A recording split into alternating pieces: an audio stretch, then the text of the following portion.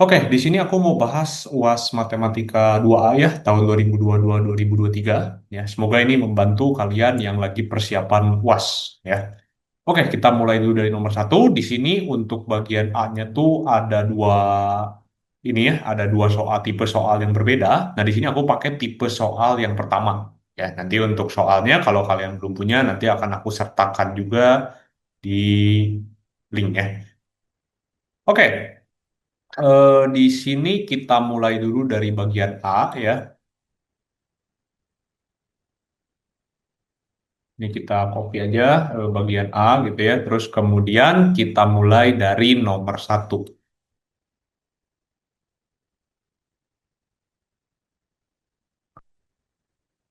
Nah, di sini kita punya diketahui titik 2,3,7 berada pada permukaan Z sama dengan Fx, Y. Nah, ini perlu kita ketahui sekali ya bahwa kalau misalkan suatu titik ya, suatu titik berada atau terletak pada suatu persamaan, kan ini kan persamaan ya, berada pada suatu persamaan, ini artinya apa? Ini tuh artinya titik tersebut memenuhi persamaan. Ya.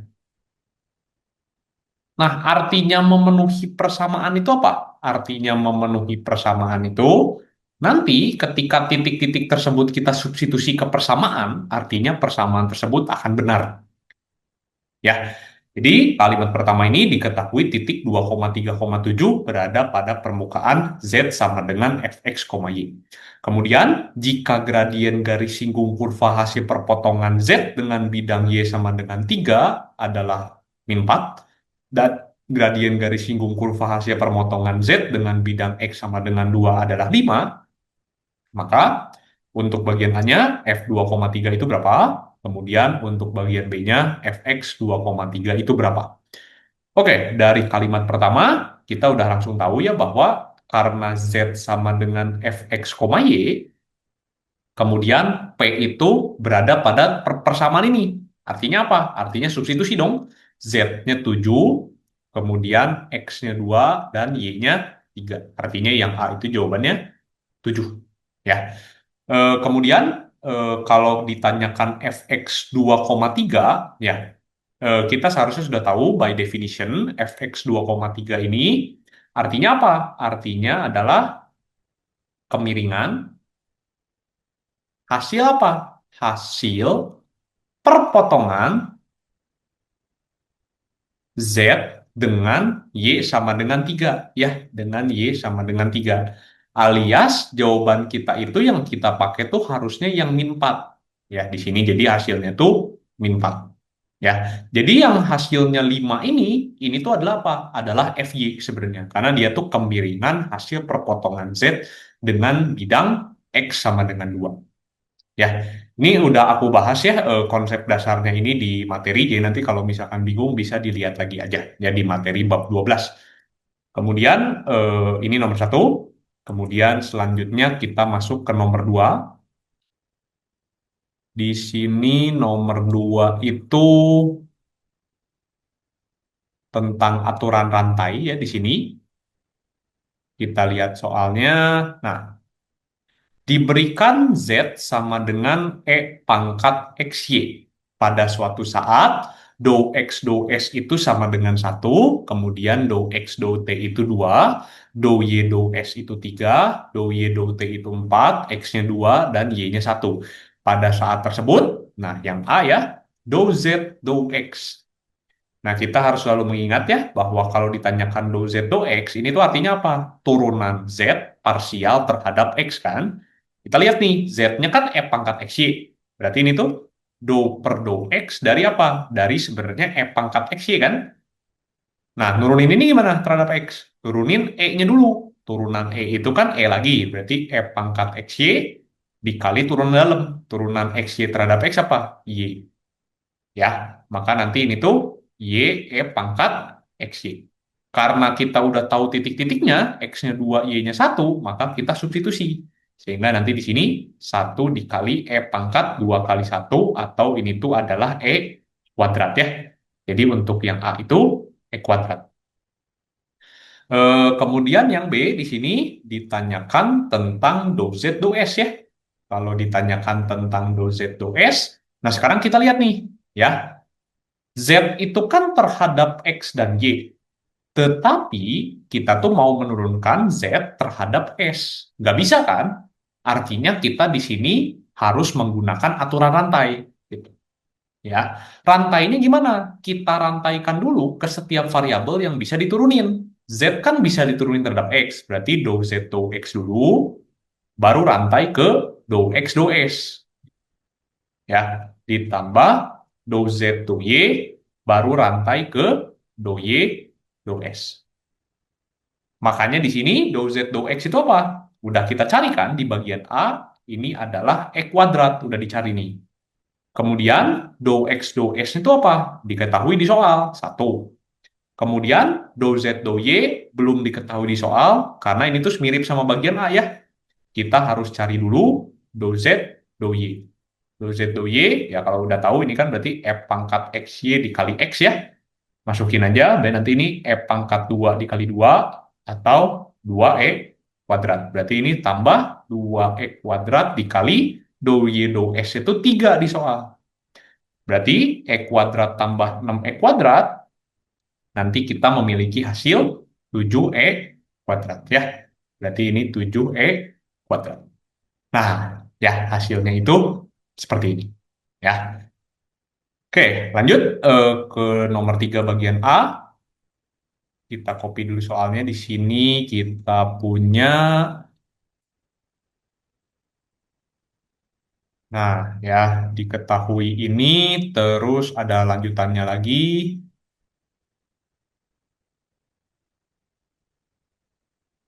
Nah, ya diketahui C itu berada di antara 1 sampai 5 dan R1 itu adalah X, Y, di mana X-nya 1 sampai 4, Y-nya 1 sampai 5. Ya, nah, dari sini juga udah kelihatannya bahwa apa? Bahwa ini tuh merupakan daerah persegi panjang. Ya, karena daerah R-nya itu merupakan angka semua, gitu ya, dibatasi oleh angka semua, baik X maupun Y-nya. Ya. Kemudian jika double integral R1 G sama dengan 8, double integral R3 itu tuh ya, G sama dengan 3 dan double integral R3 1 dA sama dengan 9, maka C-nya adalah kemudian double integral R2 bla bla bla itu adalah apa? Oke, kita tahu C itu ya di sini hanya muncul di sini dan di sini kan C itu ya. Nah, marilah kita gambar dulu nih ya. Kalau soal-soal seperti ini kita sketsa dulu R1, R2 dan R3-nya. Sketsa R1, R2 dan R3. R1 ya, itu adalah apa? Adalah X-nya 1 sampai 4, berarti ini 1, ini 4. Kemudian Y-nya 1 sampai 5, berarti ini 1, ini 5. Nah, nanti dia persegi panjang ya. Kira-kira itu akan seperti ini. Ah ya, ini R1 nih. Ini R1. Kemudian R2 itu X-nya 1 sampai 4, tetapi Y-nya itu 1 sampai C. Dengan C-nya itu di antara 1 sampai 5. Berarti anggap aja lah, misalkan C-nya tuh di sini ya, anggap C di sini. Berarti nanti ini tuh R1. Dan kalau kita lihat, sorry R1, R2 ya itu ya, R2. Kemudian nanti kalau kita lihat R3-nya itu apa? R3-nya itu adalah X-nya 1 sampai 4, Y-nya C sampai 5. Berarti kan R3. Dalam kata lain, kita akan memiliki bahwa R1 itu adalah gabungan antara R2 dan R3. Atau bisa kita tulis R1 itu adalah R2 tambah R3, gitu kan? Nah, dengan mengetahui informasi ini, maka sekarang kita masuk ke informasi lainnya nih, ya. Jika double integral R1G sama dengan 8, double integral R3 G sama dengan 3 dan double integral R3 1dA sama dengan 9, maka oke ya. Jadi di sini eh, yang kita pakai tuh yang mana? Ya, diketahui yang luasnya dong, karena diketahui double integral R3 1dA itu sama dengan 9. Nah, ini udah aku bahas di konsep bahwa kalau misalkan kita punya double integral 1dA, ini tuh artinya apa? Berarti ini tuh luas. Luas dari apa? Luas dari si ininya, luas R3. Berarti luas R3 itu adalah 9. Nah, karena kita tahu luas R3 itu adalah 9, berarti nanti apa? Luas R3 itu apa? Dia kan persegi panjang nih. Panjangnya berapa? Panjangnya 4 min 1. Lebarnya apa? Lebarnya 5 min C. Berarti nanti 3 dikali 5 min C sama dengan 9. Ininya coret-coret 3. Berarti C-nya itu adalah 2. Gitu kan? Nah, maka di sini nanti kita dapat C-nya itu 2. Kemudian selanjutnya kalau kita ditanyakan yang B, double integral R2, R2 2GXY plus 1dA. Nah, di sini karena kita nggak tahu fungsinya apa, ya artinya kita nggak bisa menggunakan cara integral berulang biasa. Kita masukin batas-batasnya nggak akan mungkin bisa ini, karena ya fungsinya aja kita nggak tahu apa, gimana cara integralinya gitu kan. Maka di sini kita gunakan sifat-sifat umum integral lipat ya. Pertama, karena integral biasa itu kalau ada plus minus itu bisa dipisah, berarti nanti ini double integral R2, kemudian 2 GX, YDA, ditambah double integral R2, 1 DA. Ya. Nah, kemudian duanya kan bisa keluar ya, berarti nanti ini 2 double integral R2 GX, YDA. Nah, sekarang kita ingat bahwa yang ini definisinya apa? Ini tuh berarti kan luas R2. Kita udah tahu kan? Nah, sekarang perhatikan, kita harus mengingat lagi salah satu sifat umum nih. Kalau misalkan kita punya R1 sama dengan R2 tambah R3, berarti apa? Berarti double integral R1 itu sama dengan double integral R2 ditambah double integral R3. Karena yang kita mau itu double integral R2, makanya R3-nya pindahkan ke ruas kiri. Berarti nanti R1 minus R3. Maka di sini nanti kita punya 2 dikali double integral R1 GX, YDA dikurangi double integral R3 GX, YDA ya. Ditambah luas R2. Nah, ini tinggal lihat gambar aja nih. Luas R2 itu kan panjangnya 3, lebarnya C min 1. Berarti nanti 3 dikali C min 1. Ya, di sini aku ini, nah, ini tuh ini ya. Oke. Kemudian yang ini tuh udah dapat infonya semua. Double integral R1 8, double integral R3 3. Berarti nanti ini 2 dikali 8 kurang 3 ditambah 3 dikali C-nya kan udah tahu 2. Berarti ini 2 min 1. Berarti nanti ini 2 kali 5 10 tambah 3. Berarti ini 13. Ya. Berarti yang ini jawabannya adalah 13 ya. Oke, ini untuk bagian A nomor 3. Mari kita lanjut ke nomor selanjutnya, yaitu nomor 4. Nomor 4 ini membahas tentang persamaan diferensial ya. Nah, ini kalau persamaan diferensialnya itu dibalik-balik ya. Jika Y sama dengan F2E pangkat min 2X ditambah AE pangkat 5X adalah solusi dari persamaan diferensial Y double aksen plus BY aksen minus 10Y sama dengan 0, dengan Y0 sama dengan 7, maka A-nya berapa dan Y-nya berapa. Kita sudah harus mengetahui ya bahwa solusi dari PD2 PD orde 2 homogen itu pasti kita dapatkan didapat dari persamaan karakteristik kan, dari persamaan karakteristik. Ya, didapat dari persamaan karakteristik yang nanti akan menghasilkan R1 dan R2 gitu kan. Nah, sekarang karena kita udah tahu solusinya, berarti kan kita udah tahu nih, diketahui YX atau YH ini tuh ya, karena homogen kan ya. Ini tuh adalah 2E pangkat min 2X ditambah AE pangkat 5X. Dari sini kita mengetahui bahwa apa? Bahwa R1-nya tuh apa? Ya pasti min 2 lah. R2-nya itu pasti 5. Atau kebalik juga bebas ya. Intinya ininya sama aja gitu ya. R1-nya min 2, kemudian R2-nya 5. Nah, ini kita backward ya. Karena kita tahu R1-nya min 2 dan R2-nya 5, maka kita bisa dapat bahwa didapat persamaan karakteristiknya itu apa?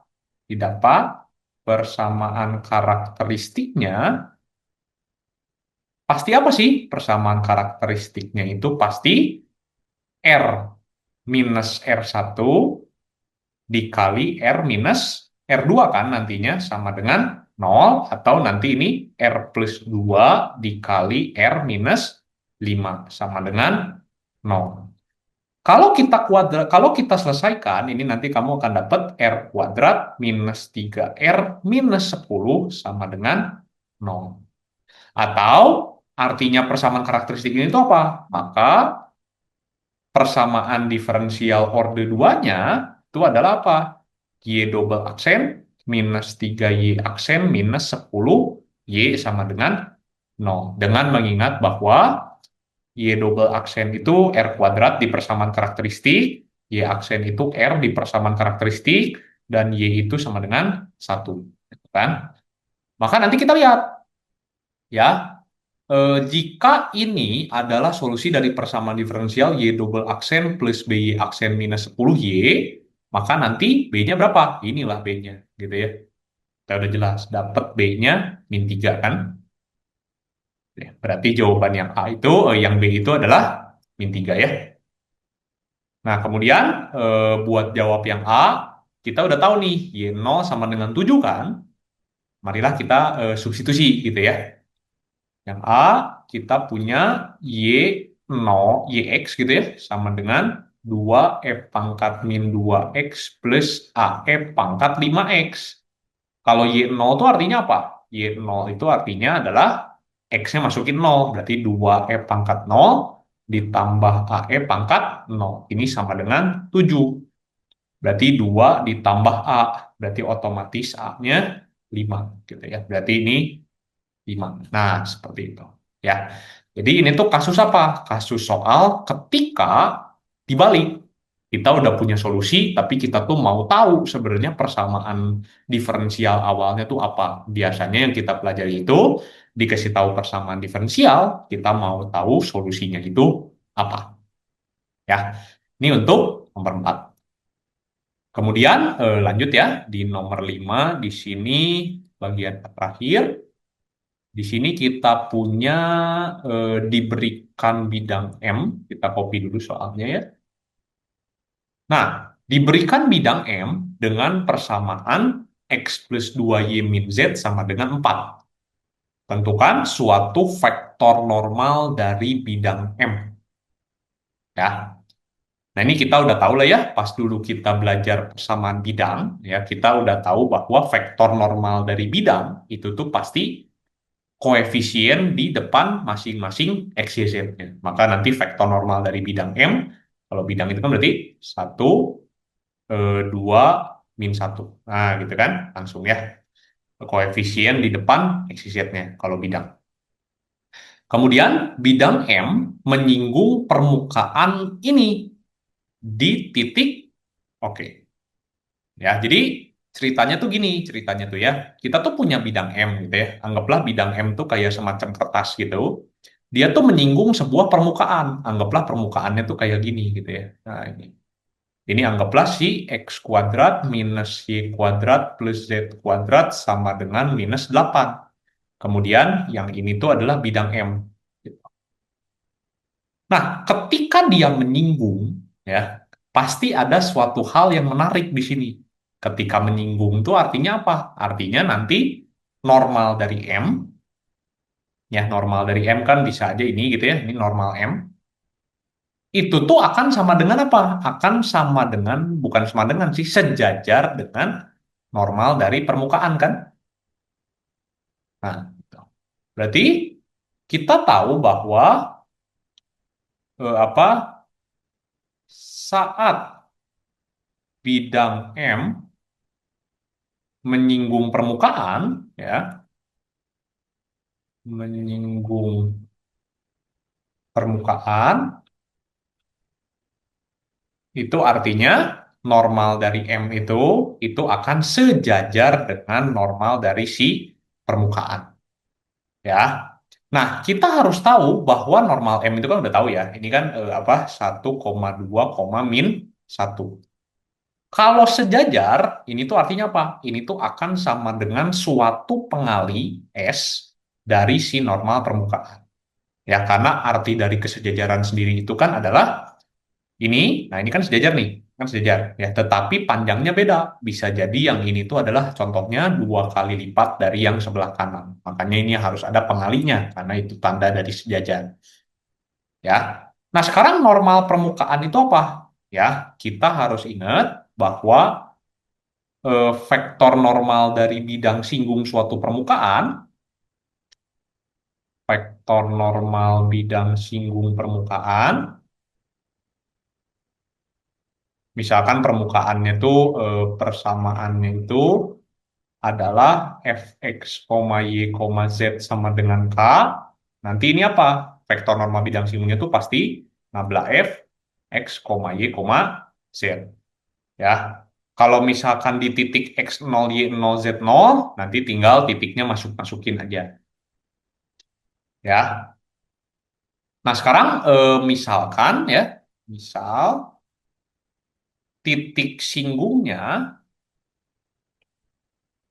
itu di yang seperti tadi aku bilang, x0, y0, z0, ya. Maka nanti 1,2, min 1 ini akan sama dengan s dot nabla f x0, y0, z0. Dengan f-nya tuh apa? F-nya tuh ini langsung, ya. Nah, ini nanti kalau bingung coba dilihat lagi dari si materinya, ya. Nah, kemudian di sini berarti kan kita punya 1,2, min 1 ini sama dengan S dot nabla F kan? Nabla F-nya tuh apa? Nabla F-nya tuh berarti 2X minus 2Y, 2Z gitu kan? Nah, seperti itu. Ya, maka nanti di sini kita akan mendapatkan beberapa persamaan nih. Yang pertama itu 1 sama dengan S dikali 2X. Kemudian nanti di sini kita punya 2 sama dengan S dikali minus 2Y. Kemudian nanti di sini kita punya min 1 sama dengan S dikali 2Z. Ya, pasti kita akan mempunyai ini kan? Nah, ya. Nah, sekarang kita cobain ya. Kita tuh dari sini bisa mencari S-nya. Betul ya, kita bisa mencari S-nya. Berarti nanti kita punya di sini X-nya itu kan sama dengan 1/2 S. Kemudian dari persamaan ini kita punya Y-nya itu sama dengan minus 1 S. Kemudian Z-nya itu sama dengan minus 1/2 S. Nah, seperti itu. Ya, kenapa kita giniin? Karena nanti si X, Y, Z-nya kita tukar sama S sehingga kita bisa cari tahu nih S-nya. Nah, sekarang substitusinya kemana? Ya bebas. Ke sini boleh, ke sini boleh. Karena kan kalau titik singgung, artinya apa? Artinya akan memenuhi dua-dua persamaannya, gitu kan? Tapi yang aku saranin apa? Pasti yang persamaan yang non kuadrat. Nah, kalau persamaan kuadrat, pasti nanti S-nya itu dapatnya ada 2. Nanti bingung nih, pilih yang mana. Sedangkan kalau persamaan non kuadrat, pasti nanti S-nya dapatnya cuma 1. Maka nanti di sini kita punya substitusi si X sama dengan 1/2 S, kemudian Y sama dengan minus 1 S, kemudian Z sama dengan minus 1/2 S. Kemana? Ke persamaan bidang M, yaitu X plus tadi itu 2Y min Z sama dengan 4 ya. Berarti nanti apa? Berarti nanti 1/2 S, ini minus 2 per S, plus 1/2 S sama dengan 4 kan. Jadi nanti di sini kita punya minus 1/S sama dengan 4. Artinya apa? S-nya itu adalah minus 1/4. Maka apa? Maka titik-titik kita itu, ya, di sini kita bikin aja X0, Y0, Z0 gitu ya. Biar nggak bingung. Dan di sini X0, di sini Y0, di sini Z0. Ya, maksudnya titik yang mau kita cari. Ya, berarti nanti X0-nya itu apa? X0-nya itu adalah 1/2S. Berarti ini apa? 1/2 dikali minus 1/4, berarti ini 2. Minus 2. Kemudian Y0-nya itu adalah minus per S, berarti 4. Kemudian Z0-nya itu adalah minus 1/2S, berarti nanti 2. Maka titiknya itu adalah, tadi berapa? Minus 242, ya. Minus 2,4,2. Ya, seperti itu. Kita lanjut pembahasan kita ke bagian B ya. Di sini kita, nah kita copy dulu ya bagian B-nya biar kelihatan. Nah, kemudian kita masuk ke nomor 1.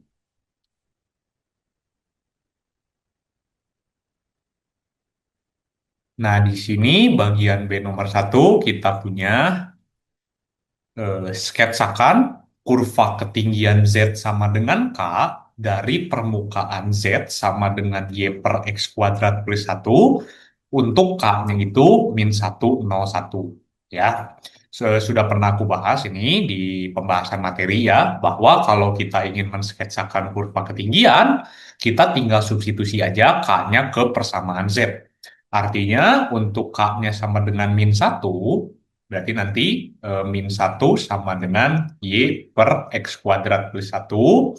Nah, di sini eh, kita tinggal mencari persamaan yang dapat kita gambar nantinya. Contohnya di sini kita bisa bikin kali silang Y sama dengan minus X kuadrat plus -1. Ini kan bisa kita gambar. Kemudian untuk K sama dengan 0, nanti kita punya 0 sama dengan Y per X kuadrat plus 1. Berarti ini Y-nya sama dengan 0. Kemudian untuk K sama dengan 1, nanti kita punya 1 sama dengan Y per X kuadrat plus 1. Berarti Y sama dengan X kuadrat plus 1. Makanya nanti si sketsa kurva ketinggian kita itu tinggal kita gambarin aja tiga-tiganya di satu bidang datar ya. Sketsa kurva ketinggian, nanti kita punya di sini. Nah, ya, minus X kuadrat -1 itu gimana? Berarti minus X kuadrat itu kan kebalik terus turun 1. Dan nanti dia seperti ini. Nah, kita namain ini tuh punyanya K sama dengan -1. Kemudian Y sama dengan 0. Y sama dengan 0 itu sumbu X ya. Berarti ini K sama dengan 0. Kemudian yang K sama dengan 1 itu X kuadrat plus 1 itu kebalikan dari X minus X kuadrat -1. Berarti nanti ini K sama dengan 1. Ya. Nah, ini untuk nomor 1. Ya. Lanjut kemudian ke nomor 2. Di sini kita punya soalnya itu, misalkan fx, y itu sama dengan x kuadrat plus 3xy plus y kuadrat. Tentukan turunan berarah dari fungsi f di titik 1,-1 dalam arah vektor u sama dengan -4,3. Kita tahu ya turunan berarah itu rumusnya apa? Kita ingat dulu. Dulu kalau kita punya DUF di suatu titik P, ini tuh sama dengan vektor U dot nabla FP. Berarti di soal kita tuh mau cari apa? Kita tuh mau cari DUF di titiknya mana? 1,-1 kan? Berarti ini sama dengan vektor U topi dot nabla F di titik 1,-1. Kita tahu arah vektor U-nya itu adalah -4,3 kan? Sama dengan -4,3. Berarti utopinya tuh apa? Biar kita bisa cari itu. Utopi itu adalah vektor U dibagi dengan panjang vektor U. Berarti nanti ini minus 4,3 kita bagi dengan panjang vektor U itu 5. Dan nanti ini apa? Minus 4 per 5,3 per 5. Ya, karena panjang vektor U kan 4 kuadrat plus 3 kuadrat aja kan. Diakarin, akar 25, 5. Ya. Kemudian, untuk mencari nabla F1, min 1, ya, jadi ini kan kita cari dengan yang ini ya. Nah, nanti buat yang ini, kita carinya cari nabla F dulu dong. Nah, sekarang kita punya fx, y itu sama dengan x kuadrat plus 3xy plus y kuadrat. Kita tahu bahwa nabla f itu, ya, ini tuh isinya adalah turunan parsial terhadap setiap variabelnya. Ya, maka di sini adalah 2x tambah 3y, kemudian 3x tambah 2y. Kalau kita mau cari nabla F1, min 1, ya tinggal masukin aja. Dan nanti ini 2 minus 3 minus 1, 3 minus 2, 1. Nah, seperti itu. Ya.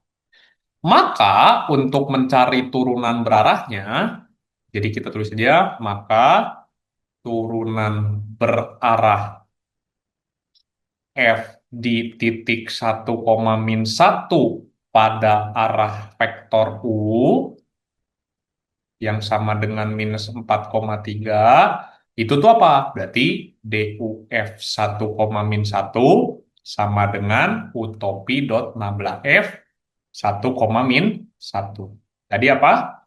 Minus 4 per 5,3 per 5 dot min 1,1. Kalau dot tuh gimana? Depan kali depan tambah belakang kali belakang. 4 per 5 tambah 3 per 5 berarti nanti 7 per 5. Ya. Nah, ini untuk nomor 2.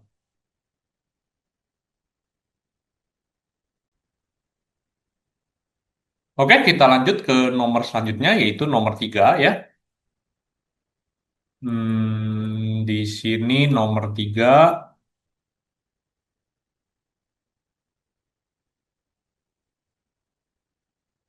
Nah, ini soalnya, misalkan R itu adalah daerah di dalam persegi panjang dengan titik-titik sudut 0,0, 3,0, 3,2, dan 0,2.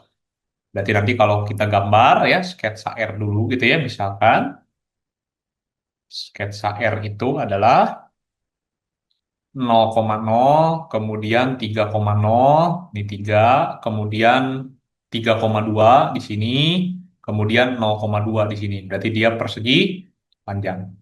Ya, sudah dapat kita ketahui bahwa R ini tuh adalah daerah persegi panjang nantinya yang dapat kita tuliskan sebagai himpunan X, Y, di mana X-nya itu 0 sampai 3, kemudian Y-nya itu 0 sampai 2. Ya, ini kan cara penulisan daerah persegi panjang ya.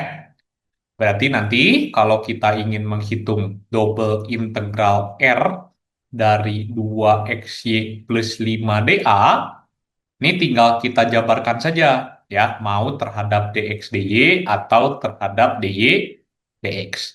Misalkan terhadap dx dy ya, berarti kalau terhadap dx dy batas dalamnya itu 0 sampai 3, batas luarnya itu 0 sampai 2 karena dx duluan kemudian dy ya. Nah, di sini kita kerjain yang dalam dulu. Nah, kita selalu mengingat kalau kita kerjain yang dalam dulu, ini nanti jadinya apa? Integral 0 sampai 2, kemudian yang dalam dulu terhadap X, berarti ini 2X itu kan X kuadrat ya integralnya, berarti X kuadrat Y ditambah 5X. Kita substitusi X-nya itu 0 sampai X-nya itu 3.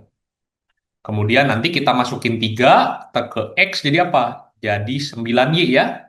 Jadi ini 9Y ditambah 15, masukin 0 tuh 0. Berarti nanti di Berarti nanti ini 9 per 2Y kuadrat ditambah 15Y. Kita substitusi 0 sampai 2. Maka nanti ini 9 per 2 kali 4 ditambah 15 kali 2, terus dikurangi 0 lah ya, karena semuanya 0 kalau kita masukin 0. Sehingga nanti ini 2, 18 tambah 30, 48. Ya, ini untuk nomor 3.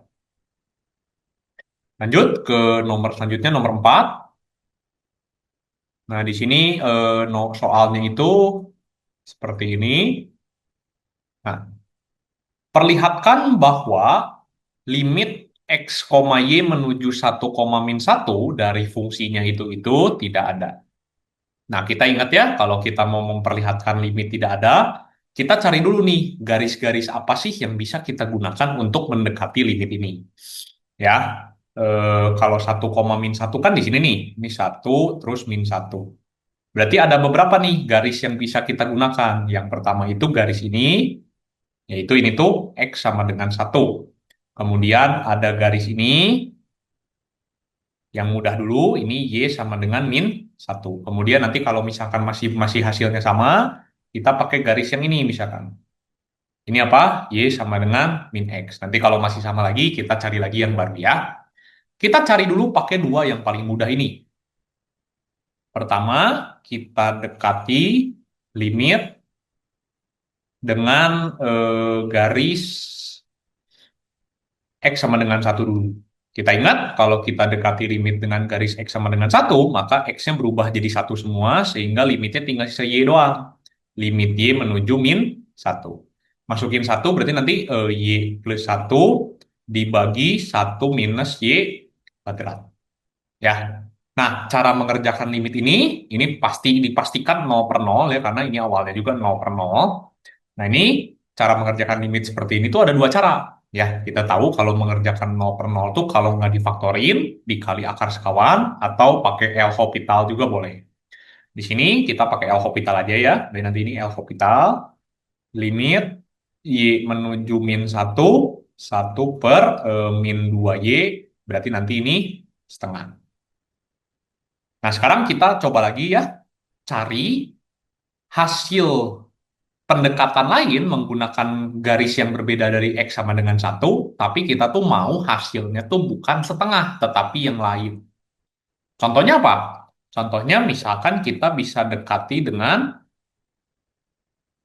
misalkan Y sama dengan min 1 ya. Nanti kalau Y sama dengan min 1, berarti limitnya jadi X semua, kemudian Y-nya jadi min 1, berarti min X plus 1 dibagi X kuadrat min 1. L'Hopital lagi, limit X menuju 1, min 1 per 2X. Nah, ini kan hasilnya min setengah. Ketika kita sudah mendapatkan hasil limit yang berbeda dengan dua pendekatan yang berbeda, maka nanti kita katakan limitnya itu tidak ada. Tinggal dikasih kesimpulan ya. Karena hasil limit itu berbeda saat didekati dua garis yang berbeda, kita sebut aja didekati garis X sama dengan 1 dan Y sama dengan min 1, maka kita sebut limitnya itu tidak ada ya. Nah, seperti itu. Ini untuk nomor 4. Ya. Kemudian kita lanjut ke nomor selanjutnya, yaitu nomor 5. Di sini nomor 5. Nah, kita punya sketsakan daerah pengintegralan dari integral berulang berikut, kemudian nyatakan integral tersebut sebagai integral berulang dalam urutan yang berbeda. Nah, nanti di sini kita kan mau sketsa nih ya. Kita sketsakan dulu. Nah, kita harus ingat ya, yang kita sketsa itu apa? Yang kita sketsa itu nanti si daerah pengintegralannya yang kita dapat dari batas-batas integralnya. Kita dapat perhatikan bahwa dari batas-batas integral ini, anggaplah ya, daerah pengintegralannya itu R, gitu ya. R itu dapat kita tuliskan sebagai himpunan X, Y, di mana apa? Kan DY dulu kan, berarti Y duluan. 4 min 2X kurang sama dengan Y, kurang sama dengan 4 min X kuadrat, kemudian X-nya dari 0 sampai 2. Nah, gimana cara gambar ini? Kita gambarin yang garis-garis tumpuannya dulu, yaitu yang sama dengan Y sama dengan 4 min 2X kita gambarin dulu. Kemudian Y sama dengan 4 min X kuadrat kita gambarin dulu. Nanti kalau misalkan daerahnya belum tertutup, baru nanti kita gambarin yang sisa. Nah, di sini 4 min X kuadrat ini tuh mudah ya. 4 min X kuadrat ini kan dia gini ya. Nah, karena min X kuadrat itu arahnya ke bawah, terus ditambah 4 berarti kan naik 4-nya di sini. Dan kita tahu perpotongan dengan sumbu X itu pasti min 2 sama 2. Kenapa? Karena nanti kalau Y-nya 0, ini kan di sumbu X kan Y-nya 0 nih. 4 min X kuadrat sama dengan 0, nanti kamu dapat X-nya plus minus 2. Kemudian untuk mencari persamaan garis, ini kan yang kita sebut sebagai persamaan garis ya. Gampang aja, kita pakai cari titik. Ketika X-nya 0, nanti Y-nya 4. Ketika Y-nya 0, nanti X-nya 2. Ya. Oke, kita gabung ya. Maka sketsa daerah pengintegralan kita, daerah pengintegralan itu adalah berarti gini ya. Ini, terus nanti gini. Nah, ya. Yang ini kita namain Y sama dengan 4 min X kuadrat. Kemudian ini 2, ini min 2. Kemudian satu lagi ada 4. Terus ada garis satu lagi di sini menghubungkan dua titik ini. Berarti nanti garisnya dia seperti ini kira-kira. Nah, bentar.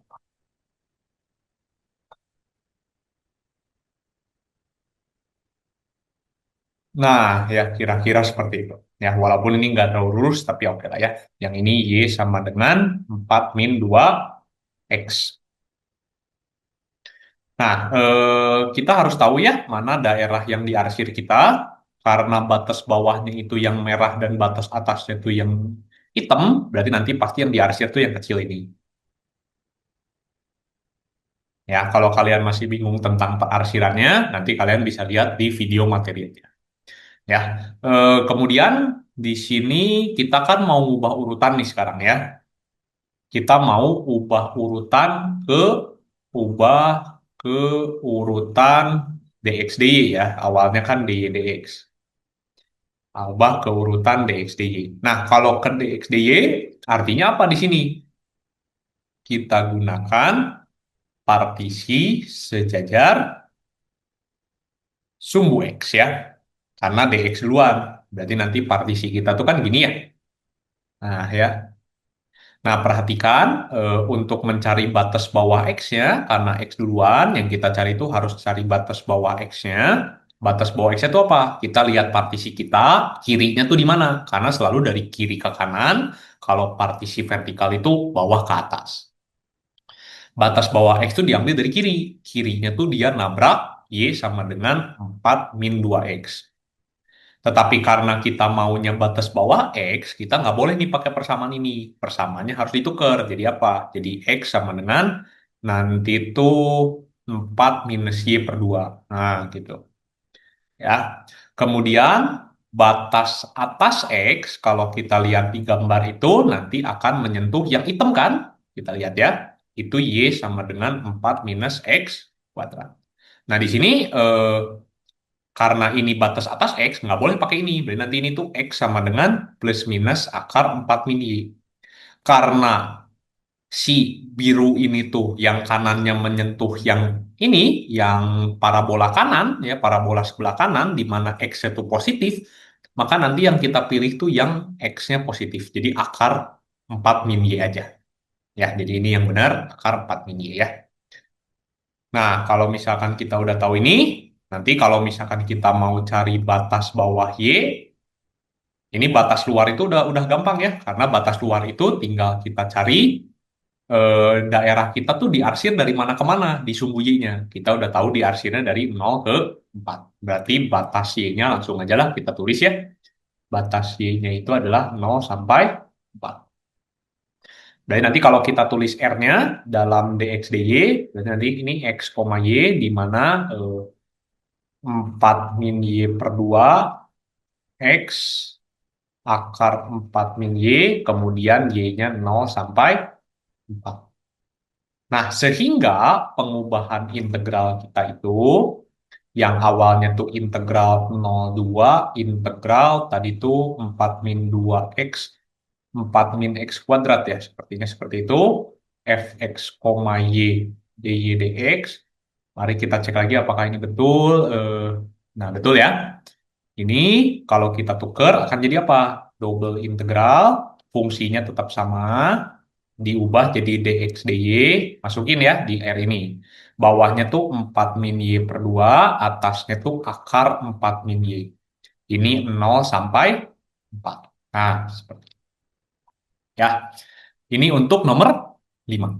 Ya. Kemudian kita lanjut ke selanjutnya yaitu nomor 6. Nomor 6 kita lihat dulu soalnya, kita copy dulu.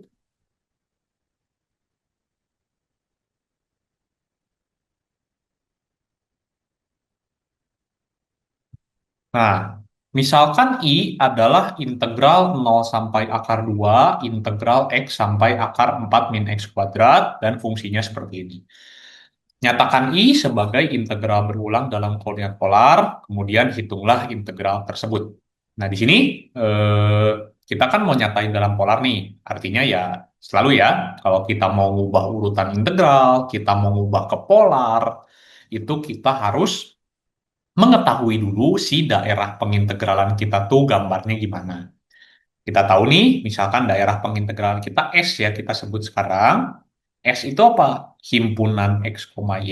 Ini di mana? Di duluan kan? Berarti Y-nya dibatasi oleh X dan akar 4 min X kuadrat kan? Kemudian X-nya dibatasi oleh 0 sampai akar 2. Nah, ini kita gambar dulu ya. Seperti biasa yang kita gambar tuh Y sama dengan X, kemudian ini Y sama dengan akar 4 min X kuadrat. Nah, seharusnya kalian udah sangat familiar dengan Y sama dengan akar 4 min X kuadrat. Ini tuh apa? Kalau dikuadratin nanti akan jadi Y kuadrat sama dengan 4 min X kuadrat, X kuadrat plus Y kuadrat sama dengan 4. Ini kan persamaan lingkaran. Tetapi karena persamaan awalnya tuh Y sama dengan akar, artinya lingkaran kita itu hanya setengah doang yang di bagian atas. Kenapa? Karena di sini bagian Y-nya tuh harus positif. Akar itu tidak pernah negatif sehingga yang bawahnya tuh nggak mungkin masuk. Ya. Nah, ini Y sama dengan akar 4 min X kuadrat. Sehingga kalau misalkan kita sketsa secara langsung semuanya, berarti sketsa daerah pengintegralan kita atau sketsa S itu adalah apa? Adalah dia gini, lingkaran gitu ya. Kemudian ada Y sama dengan X. Nah, Y sama dengan X, kemudian Y sama dengan akar 4 min X kuadrat. Ya, nah sekarang kita harus tahu yang mana sih yang akan kita arsir gitu ya dari daerah S ini. Ya, udah jelas karena dia dy dx ya, di duluan kan. Berarti ketika kita partisi sejajar dengan Y, harus batas bawahnya tuh X dan atasnya tuh 4 min X kuadrat. Dan hanya didapatkan di sini. Ya, berarti daerah S kita tuh yang diarsirnya yaitu yang ya harus banyak berlatih lagi untuk menentukan daerah S. Ya. Nah, sekarang karena kita udah tahu sketsa S-nya, sekarang kita bisa nyatakan daerah S dalam koordinat polar.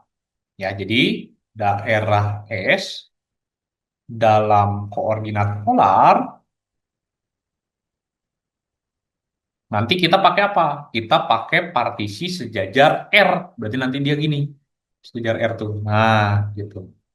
Ya, kita dapat melihat dari sini bahwa batas bawah R-nya karena dia mulainya dari titik tengah, maka ini R sama dengan 0. Kemudian batas atas R-nya itu adalah persamaan lingkaran kan?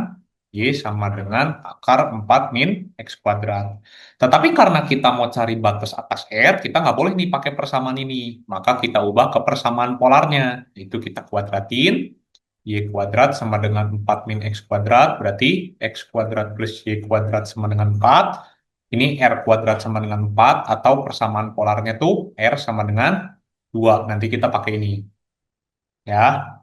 Kemudian batas bawah dan batas atas theta itu gampang ya. Kita tinggal lihat aja daerah kita tuh kan kita tahu nih muternya dari sini ke sini kan. Nah, ini theta nih. Berarti nanti batas bawah tetanya apa? Kita bisa tulis bahwa batas bawah tetanya itu dia mulai dari persamaan Y sama dengan X kan? Oke, kita tulis aja. Y sama dengan X, berarti Y per X sama dengan 1, Y per X itu tan theta ya. Kalau dalam polar, berarti ini tetanya pi per 4. Karena ketika tetanya pi per 4, tannya sama dengan 1. Kemudian, batas atas X itu gampang. Karena dia tuh di perbatasan antara kuadran 1 dan 2, pasti dia 90 derajat. Atau pi per 2. Sehingga daerah S dalam polar itu kita nyatakan R, theta, R-nya itu tadi 0 sampai 2, kemudian tetanya itu pi per 4 sampai pi per 2. Nah, seperti itu. Sehingga nanti, maka I kita yang sama dengan integral 0 sampai akar 2, integral tadi itu X sampai akar 4 min X kuadrat, kemudian akar X kuadrat plus Y kuadrat dy dx, dalam koordinat polar itu gimana? Nanti dia itu akan jadi double integral. Kita ingat ya semuanya berubah. Akar X kuadrat plus Y kuadrat jadi akar R kuadrat. Kemudian dy dx-nya jadi R dr d theta. Ingat ya, dA itu jadi R dr d theta. Kemudian sekarang kita masukkan batas polarnya. R-nya dari 0 sampai 2, theta-nya dari pi per 4 sampai pi per 2. Nah, tadi kan kita udah bahas ini ya. Oke, tinggal kita hitung aja. Maka ini tuh jadinya integral pi per 4 sampai pi per 2, integral 0 sampai 2, ini kan R dikali R, R kuadrat kan? Nah, ini kita kerjain yang dalam dulu ya selalu. Yang ini dulu. Nah, nanti di sini kita punya sama dengan integral pi per 4 sampai pi per 2, R kuadrat dr itu jadi R pangkat 3 per 3, masukin 0 sampai 2 d theta, masukin 2 nanti jadinya 8 per 3. Ya berarti nanti pi per 4 sampai pi per 2, 8 per 3 d theta. Ini berarti apa? 8 per 3 theta, masukin pi per 4 sampai pi per 2. Maka nanti ini 8 per 3 dikali pi per 2 minus pi per 4, alias ini 8 per 3 dikali pi per 4, berarti nanti 2 per 3 pi. Nah, ya. Ini untuk bagian B nomor 6. Ya, kita lanjut setelah ini ke bagian C. Oke, kita masuk ke bagian terakhir, yaitu bagian C di sini. Ya, kita lihat soal-soalnya. Kita masuk dulu ke soal nomor 1 tentang PD orde 2. Di sini kita punya soalnya itu tentukan solusi umum YH dari persamaan diferensial homogen Y double aksen plus 4Y sama dengan 0. Berarti yang A-nya kita gunakan persamaan karakteristik ya. Di sini R kuadrat tambah 4 sama dengan 0. R kuadrat sama dengan minus 4. Berarti R-nya itu sama dengan 0 plus minus 2I. Ya, kalau bingung ini bagaimana, dilihat lagi ke apa konsep materinya. Ya. Kemudian karena ini itu A dan ini itu B, maka nanti YH kita langsung ya, YH kita itu ingat kalau dia bilangan kompleks itu kan F pangkat AX dikali C1 cos BX ditambah C2 sin BX. Karena A-nya 0, berarti F pangkat 0 kan 1, berarti tinggal C1 cos 2X ditambah C2 sin 2X. Ya, ini untuk yang A-nya. Ya, yang A-nya harusnya paling oke banget ini. Kemudian kita masuk ke yang B-nya. Di sini soalnya itu, nah, tentukan solusi partikular atau khusus YP dari persamaan diferensial tak homogen. Berarti nanti kan kita mau cari YP-nya doang nih. Berarti kita tahu karena fx kita itu apa? Fx kita itu kan eksponen ditambah ini kan apa sih polinom. eksponen ditambah polinom ini ya pasti menggunakan koefisien tertentu karena dia tuh masih merupakan fungsi yang bisa kita pakai metode koefisien tertentu. Berarti nanti kita tebak YP kita itu apa? YP kita itu adalah AE pangkat min X, sesuaiin aja sama ini, dan kita ingat E pangkat min X itu belum dipakai di homogen, berarti oke. Kemudian ini polinom order satu berarti Bx plus C. Ya, biasakan komplit sampai order terakhirnya. Ya, berarti nanti kita punya, turunin dua kali ya, YP aksen sama dengan minus A E pangkat min X ditambah B, kemudian YP double aksen sama dengan AE pangkat min X. Ya, substitusi YP, YP double, YP aksen dan YP double aksen ke Y double aksen plus 4Y sama dengan 5E pangkat min X plus 4X. Berarti nanti apa? Ini kan kita punya Y double aksen plus 4Y sama dengan 5E pangkat min X plus 4X. Y double aksennya apa? AE pangkat min X ditambah 4 dikali yang atas. Berarti 4 AE pangkat min X ditambah 4 BX ditambah 4 C. Sama dengan 5E pangkat min X ditambah 4 X. Nah, nanti 5AE pangkat min X ditambah 4BX ditambah 4C itu sama dengan 5E pangkat min X ditambah 4X. Perhatikan di sini bahwa E pangkat min X-nya ada 5A sama 5, berarti 5A sama dengan 5, A-nya 1 kan? Kemudian X-nya itu ada 4B sama 4, berarti B-nya 1 di sini ya. Kemudian konstantanya nggak ada, berarti 4C sama dengan 0, otomatis C-nya sama dengan 0. Ya. Sehingga YP kita kan tadi kita misalin apa? AE pangkat min X ditambah BX ditambah C, berarti nanti ini E pangkat min X ditambah X aja. Gitu. Ya. Nah, ini untuk yang B-nya. Oke. Kemudian terakhir yang C-nya di sini soalnya itu mau kita menentukan solusi persamaan diferensial tak homogen. Kita lihat dulu ya. Nah, tentukan solusi persamaan diferensial tak homogen pada soal B dengan syarat Y0 sama dengan 4 dan Y aksen 0 sama dengan 2. Nah, di sini kalau misalkan solusi persamaan diferensial, artinya itu semua solusinya ya. Berarti nanti ini harus YH tambah YP. Berarti nanti solusi PD order 2-nya itu kan YX yang sama dengan YH tambah YP. YH-nya itu apa tadi? C1 cos 2X kalau nggak salah itu ya. Cos 2X ditambah C2 sin 2X. YP-nya itu E pangkat min X tambah X. Diketahui bahwa Y0 itu adalah 4. Y0 itu apa berarti? Berarti kan ini semuanya X-nya ganti jadi 0. Berarti C1 cos 0, C1, C2 sin 0 itu 0, ditambah E pangkat 0, ditambah 0. Berarti nanti ini 4, atau enggak kita tulis lengkap aja ya, biar jelas. Berarti kan ini maksudnya tuh gimana? Maksudnya tuh C1 cos 0 ditambah C2 sin 0 ditambah E pangkat 0 plus 0. Berarti 4 sama dengan C1 sin 0 itu 0 plus 1. Berarti C1-nya 3.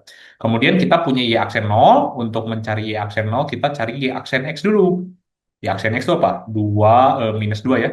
Minus 2 C1 sin 2X plus 2 C2 cos 2X minus E pangkat min X tambah 1. Y aksen 0, karena kita udah terbiasa ini langsung aja ya. Berarti ini berapa ini? Min 2C2 aja, dikurangi 1 ditambah 1 habis. 2 sama dengan 2C2, berarti C2-nya sama dengan 1. Sehingga solusi PD-nya yang udah lengkap, C1, C2-nya udah dicari, itu adalah 3 cos 2X ditambah sin 2X ditambah E pangkat min X plus X. Ya, ini untuk yang C nomor 1. Ya, semoga perhitungannya nggak ada yang salah. Ya, nanti kalau ada yang salah, ya perbaiki sendiri aja ya. Di salah perhitungan aja. Kemudian kita lanjut ke nomor 2. Nah, di sini soal nomor 2 itu panjang ya. Dari soalnya panjang, kita lihat soalnya. Ya. Em, Diketahui suatu pelat logam dengan lebar 60 cm dan panjang 5 meter akan dibentuk menjadi talang air dengan daya tampung yang maksimum. Jika penampang talang berbentuk trapesium sama kaki dengan panjang sisi miring adalah X dan salah satu sudut trapesium theta, nyatakan luas penampang talang sebagai fungsi dari X dan theta. Nah, di sini perlu kita tahu bahwa luas penampang itu artinya luas yang depannya, ya artinya di sini tuh kita mau cari luas trapesiumnya, rumusnya dulu. Nah, sekarang gini ya, kita kan punya trapesium nih, ya di sini kan trapesium. Anggaplah ininya tuh A gitu ya, karena kita nggak tahu. Anggaplah segini tuh B, ya. Tapi karena ininya sama kaki, artinya nanti apa? Artinya ini sama ini tuh bakal sama, ya. Nah, nanti tingginya tuh anggaplah tingginya tuh H, gitu ya. Nah, berarti luas si penampangnya atau luas trapesiumnya, luas penampang itu akan sama dengan apa? Ya kita tahu lah ya, luas dari trapesium itu kan A plus B per 2 dikali H kan? Seperti itu. Tetapi kita harus menuliskannya sebagai fungsi dalam X dan theta. Bagaimana cara menghubungkan A, B, H sama X dan theta? Mari kita lihat soal kembali. Ya, di sini diketahui suatu plat logam dengan lebar 60 cm dan panjang 5 meter. Dia tuh nanti jadi yang ini nih. Berarti 5 meter tetap 5 meter nih. Tapi yang 60 cm itu bakal jadi apa? Bisa kamu lihat di sini bahwa 60 cm itu akan jadi ini nih. Ya, kalau kalau kita gambarin 60 cm itu akan jadi ini. Nah, ini tuh 60 cm gitu yang hijau totalnya ya. Karena kan awal-awalnya dia gini nih, awalnya dia gini. Terus kita bengkokin sininya, bengkokin. Nah, dibengkokin.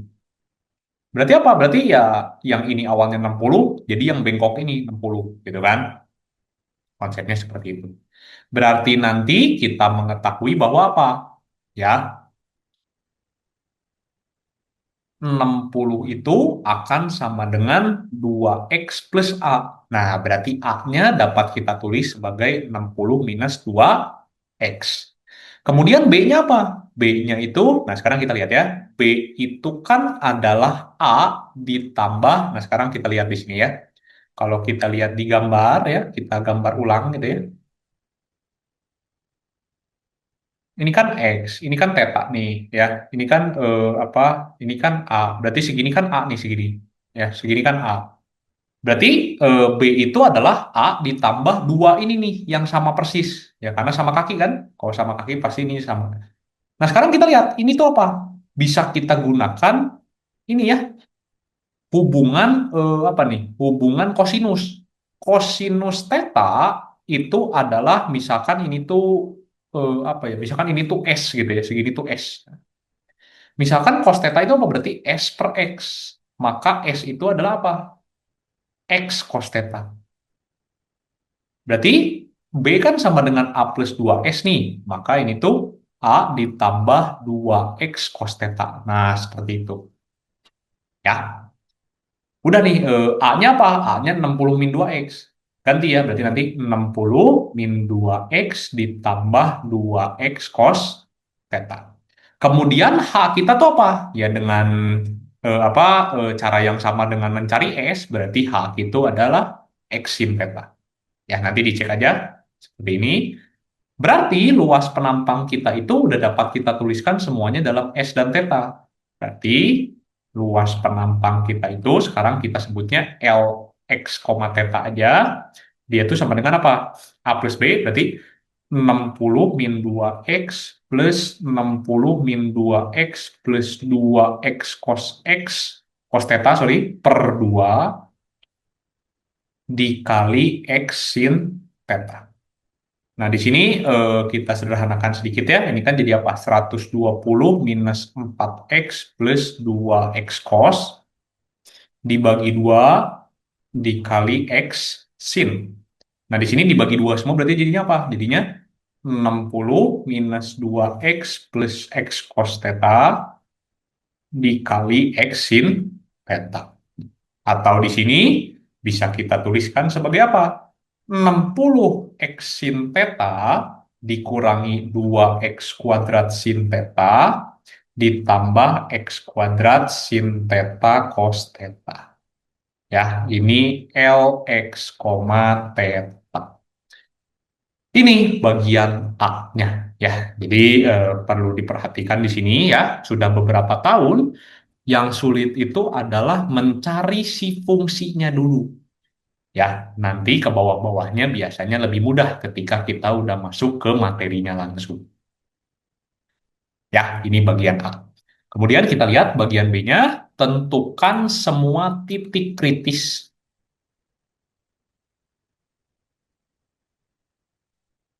Ya, tentukan semua titik kritis. Nah, di sini karena kita mau menentukan semua titik kritis ya, dan fungsi ini tuh nggak ada, ini kan bebas ya sebenarnya fungsi x, θ-nya. Berarti nanti titik kritis kita itu hanyalah titik stasioner. Ya, jadi kita carilah titik stasioner kita. Ya, cara mencari titik stasioner itu didapat dari mana? Titik stasioner itu didapat dari nabla L itu nanti sama dengan vektor 0 ya. Nabla L itu artinya apa? Artinya turunan terhadap X parsial sama turunan terhadap theta parsial nanti sama dengan vektor 0,0 ya. Nah, sekarang biar enak kita bikin jadi notasi matriksnya ya. Notasi matriksnya aku anggap gini aja lah ya. Di sini Lx-nya berarti turunan terhadap X nih. Berarti yang Lx itu 60 sin theta minus 4x sin theta gitu kan ya. Ditambah, nah yang ini harus pakai UV nih. Berarti nanti x kuadrat cos kuadrat ini tuh ya berarti ya. Hmm, sorry, berarti ini 2x sin theta cos theta. Ya maaf, karena ini kan masih ini ya. Masih terhadap x, maaf. Nah nanti yang terhadap theta-nya berarti nanti di sini 60x cos kemudian dikurangi 2x kuadrat cos. Nah, baru nih di sininya harus pakai UV karena sekarang terhadap theta. Berarti nanti di sini ditambah x kuadrat cos kuadrat dikurangi x kuadrat sin kuadrat. Ya, nanti bisa dicek sendiri apakah ini benar atau salah. Nanti ini sama dengan 0,0. Ya, nah, berarti nanti di sini kita akan punya dua persamaan nih. Yang pertama itu 60 sin theta dikurangi 4x sin theta ditambah 2x sin theta cos theta itu sama dengan 0. Kemudian nanti persamaan duanya yang di bawah. Nah, untuk menyelesaikan persamaan-persamaan rumit seperti ini, pastilah kita harus menggunakan ini ya, metode substitusi. Nah, di sini kita lihat ya persamaan pertama kita nih, yang Lx gitu ya. Ini biar biar biar jelas kita nyatakan yang ini tuh Lx gitu ya. Segini tuh Lx, nanti yang bawahnya tuh L theta. Ya biar jelas. Itu Lx, kemudian yang bawahnya tuh L theta.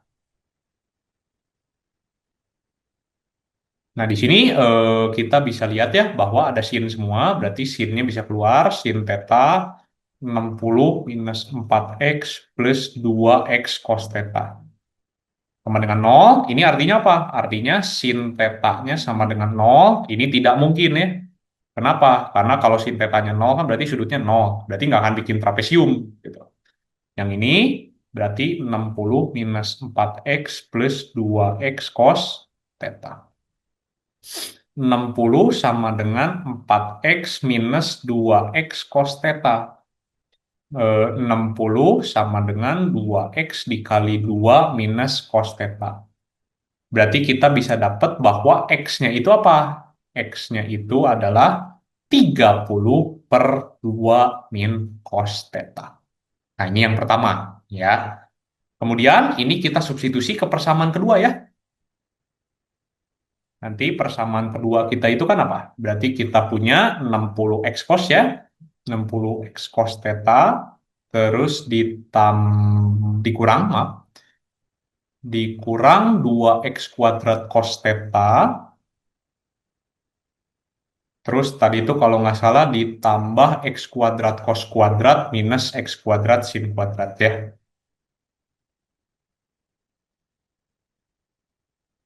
Ini sama dengan 0 ya. Substitusi X sama dengan 30 per 2 min cos ya. Berarti nanti jadinya apa? Jadinya 60 kali 30 per 2 min cos dikali cos dikurangi 2, 30 per 2 min cos theta kuadrat dikali cos. Ini kita harus ingat ya bahwa cos kuadrat min sin kuadrat itu kan cos 2 theta ya. Berarti nanti ini x kuadrat cos 2 theta biar nulisnya gampang ya. Ini berarti ditambah x kuadratnya kita ubah jadi 30 per 2 min cos theta kuadrat cos 2 theta. Nah, biar enak ya. Di sini kita ubah jadi ini ya. Nah, berarti sekarang kita akan punya persamaan kita tuh apa? 1800 cos theta per 2 min cos theta dikurangi 2 kali 900 berarti 1800 lagi cos theta. Tetapi bawahnya tuh ini 2 minus cos theta kuadrat. Kemudian ditambah 900 per 2 min cos theta kuadrat cos 2 tetanya di atas. Ini sama dengan 0. Ini kan kita kita kali ya biar penyebutnya hilang karena 2 min cos theta itu tidak mungkin 0. Ya dia definit positif. Jadi kita kaliin 2 min cos theta kuadrat. Ya nanti kita punya 1800 cos theta dikali 2 minus cos theta dikurangi 1800 cos theta ditambah 900 cos 2 theta sama dengan 0. Berarti ini 3600 cos theta dikurangi 1800 cos kuadrat theta dikurangi 1800 cos theta. Nah, kita ingat ya, cos kuadrat itu ini bisa kita ubah jadi 2 cos kuadrat min 1 sama dengan 0. Ya.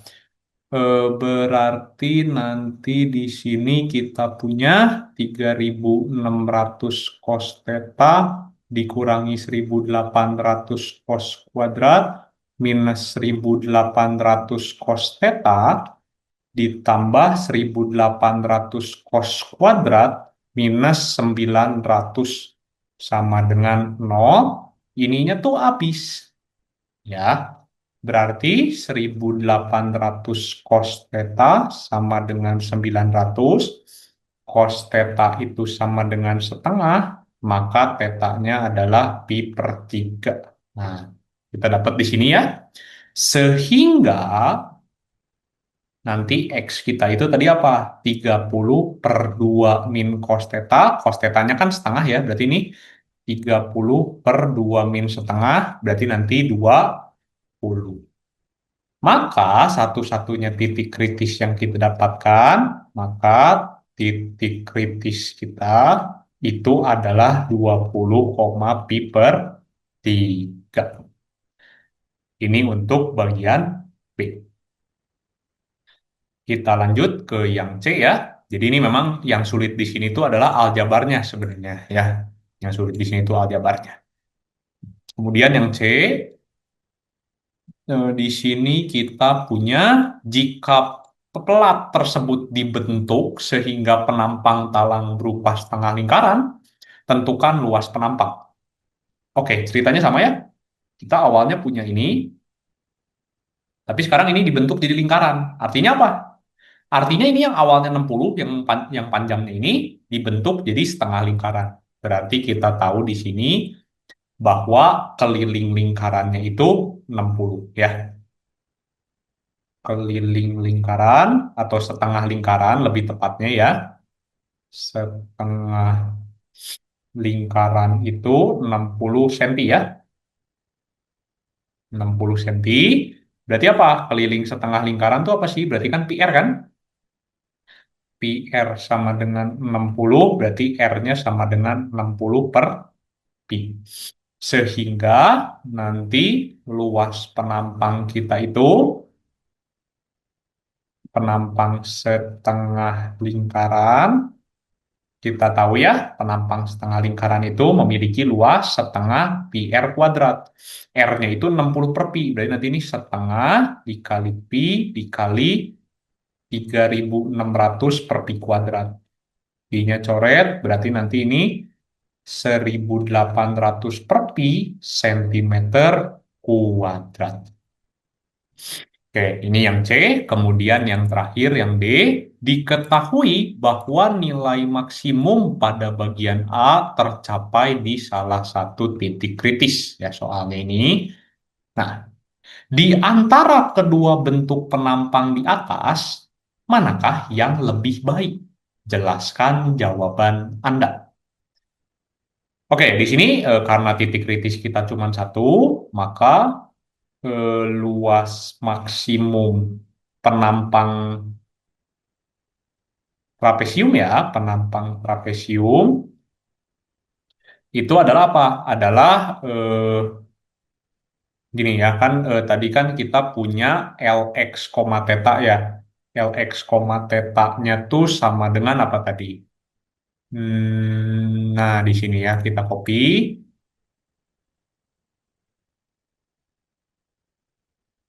Lx, theta-nya itu di sini. Nah, oke. Kita tahu titik kritis kita itu kan 20, pi per 3. Masukinlah 20, pi per 3. Dan nanti 60 dikali 20 dikali sin pi per 3 dikurangi 2 dikali 20 kuadrat sin pi per 3 ditambah 20 kuadrat sin pi per 3 cos pi per 3. Dan nanti ini 1.200 dikali setengah akar 3 dikurangi 2 dikali ini 800 dikali setengah akar 3 ditambah 400 dikali setengah akar 3 dikali setengah. Berarti nanti ini 600 berarti 200 akar 3, 300 akar 3. Ya, satuannya pasti sentimeter kuadrat. Terus luas penampang apa sih luas penampangnya lingkaran atau setengah lingkaran ya, kita tulis dengan benar aja. Luas penampang setengah lingkarannya itu setengah lingkaran itu adalah sama dengan tadi itu 1.800 per pi. Nah, sekarang kita akan bandingkan ya, yang mana yang lebih baik. Ya, kita tulis dulu, misalkan kita perhatikan gitu ya, karena mungkin kita udah tahu, perhatikan bahwa akar 3 itu kan sekitar 1,7 gitu ya, anggaplah 1,7 gitu ya, dan pi itu kan sekitar 3,14. Nah, seperti itu ya. Maka kalau misalkan kita punya 300 akar 3 ya, kalau misalkan kita punya 300 akar 3, misalkan kita kalikan dengan akar 3. Ya, nanti kita mau bandingkan dengan apa? 1.800 per pi kita kalikan dengan akar 3. Maka ini jadinya berapa? 900 itu sesuatu 1.800 gitu ya. Sebentar, 1.800 dikali akar 3 per pi. Nah, kita tuh tahu apa? Karena akar 3 per P itu kurang dari, sorry, bukan kurang, tetapi lebih dari setengah, maka kita tahu bahwa 1800 dikali akar 3 per pi itu akan lebih dari 1800 dikali setengah yang sama dengan 900. Maka ini akan lebih kecil semua kan? Sehingga kita tahu bahwa penampang setengah lingkaran itu lebih baik. Ya, karena apa? Karena memang luasnya itu lebih besar. Ya, karena luasnya lebih besar, maka penampang setengah lingkaran lebih baik. Ya, kenapa kita tahu harus cari yang lebih besar? Karena di soal awalnya tadi apa? Ingat bahwa akan dibentuk menjadi daya talang air dengan daya tampung maksimum. Ya, oke, ini pembahasan UAS untuk tahun 2022-2023. Semoga membantu.